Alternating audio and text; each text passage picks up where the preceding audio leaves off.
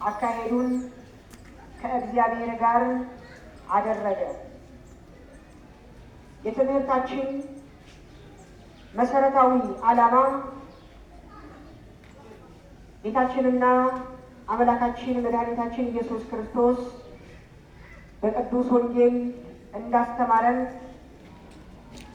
ባለቤት በየትኛው ሰዓት እንዲሁ አምላካችን መድኃኒታችን ኢየሱስ ክርስቶስ ድንገት ሳናስበው ሳንዘጋጅ እንዳይመጣብን ወይም ደግሞ እኛ ወደ እርሱ እንዳንጠራ ተዘጋጅተን እንድንኖር ነው የትምህርታችን መሰረታዊ ዓላማ። ተዘጋጅታችሁ ኑሩ እንዳለ አምላካችን ክርስቶስ እርሱ ወደ እኛ ከመምጣቱ በፊት ሙሽራችን ክርስቶስ፣ እኛ ደግሞ ለሙሽራው ለክርስቶስ የተዘጋጀን እንድንሆን የትምህርቱ መሰረታዊ ዓላማ ይህ ነው።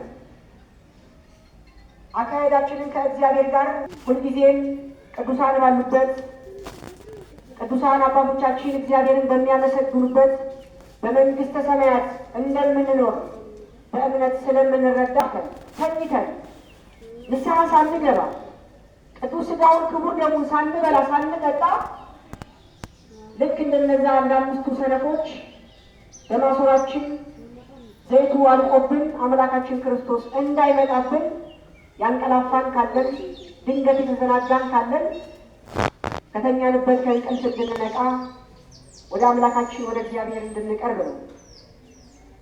ሁላችንም ልናስብበት ወይም ደግሞ ሁላችንም ልንረዳው የሚገባው ምን ነው? በዚች ምድር ላይ የምንኖረው ኑሮ በጣም ጥቂት ዘመን ነው። ዘመን ዶም ላይሆን ይችላል። 60፣ 70፣ 80 ዘመን ለምንኖርባት ለዚች ዓለም ለዘላለም የምንኖረው ከእግዚአብሔር ከአምላካችን ጋር በደስታ ከቅዱሳኑ ጋር ከቅዱሳን መላእክቶቹም ጋር የምንኖረው ያንን ሕይወት ማጣት የለብንም። በዚህ ዓለም የምንኖረው ኑሮ ቅዱስ ጳውሎስ በድንኳን መስሎ ይነግረናል። በቆሮንቶስ መልእክቱ ሲናገር ቅዱስ ጳውሎስ ድንኳን በሚሆነው በዚች ምድር ላይ መኖሪያችን ቢፈርስ በሰማይ ከእግዚአብሔር ዘንድ የተዘጋጀ በአምላካችን በእግዚአብሔር የተዘጋጀ ትልቅ ስፍራ መኖሪያ ስፍራ አለን። ስለዚህ በዚህ ዓለም የምንኖረው ኑሮ ልክ በሰፈር በምንኖርበት አካባቢ በሀዘን ወቅት ወይም ደግሞ በደስታ ወቅት እንደሚተከለው ድንኳን ነው ማለት ነው። ሆነ ደግሞ ሲበዛ 7 ቀን ቢቆይ ነው። ከዛ ካለፈ በኋላ ግን ያ ድንኳን እስከ ዘላለሙ አይቀመጥም፣ ይደርሳል። ልክ እኛም በዚህ ዓለም ላይ በዚህ ምድር ላይ የምንኖረው ኑሮ ልክ በዛ በድንኳኑ የተመሰለ ነው ማለት ነው። ጥቂት ዘመን ነው። ለእኛ በጣም ብዙ ዘመን ሊመስለን ይችላል። በጣም ብዙ ሰዓት ብዙ ጊዜ ያለን ሊመስለን ይችላል። ነገር ግን በዚህ ዓለም ላይ የምንኖረው ኑሮ በጣም ጥቂት ዘመን ነው። ስለዚህ በዚህ ዓለም ላይ ስንኖር በዚህ ጥቂት ዘመን የምንኖረው ሕይወት ሳይሆን የሚመጣው ሕይወት አምላካችን ክርስቶስ ዳግመኛ በሚመጣበት ሰዓት በፊቱ እያናፈን ከእርሱ ጋር ለዘላለም ለምንኖረው ሕይወት ዛሬ ላይ ስንቅ መሰነቅ ይገባናል ማለት ነው።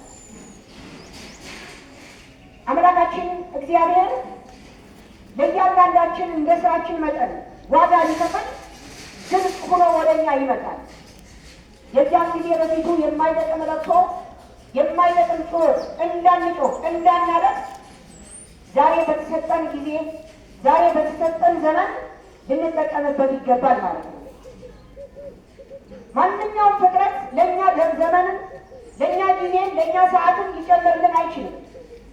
በእድሜያችን ላይ እድሜ ከምንኖርበት ከጠዋት ዘመን እንኳን ከሰዓት ለመኖራችን ዋስተን ድንገት መጥቶ እንደሚዘርፈን ያለንን ንብረታችንን እርቃናችንን እንደሚያስቀረን ሁሉ አምላካችን ክርስቶስን ሲመጣ ድንገት እንዳይሆን ዛሬ ላይ ቆም ብለን ልናስተውል ይገባል። ሙሽራው ክርስቶስ ሲመጣ ለእርሱ ያዘጋጀሁት ምንድን ነው? ያከማቸው ዘይት ምንድን ነው ብለን ራሳችንን ልንፈትሽ ያስፈልጋል። ያን እርሱ ሲገለጥ በእኛ እንዳያፍር እኛ ዛሬ በእርሱ ልናፍር አይገባም።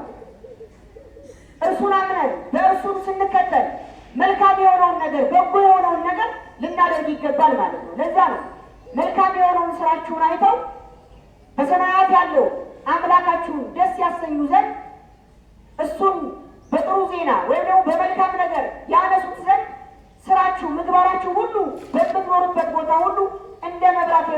የተባለው ማለት ነው። ስለዚህ አምላካችን ክርስቶስ ሲመጣ እንዳናፈር ዛሬ ላይ ስንቅ ሰንቀን ልንጠብቅ ይገባል። ተዘጋጅተን ልንኖር ያስፈልጋል። የመዳን ቀን ዛሬ ነው። እግዚአብሔር ከዚህ በኋላ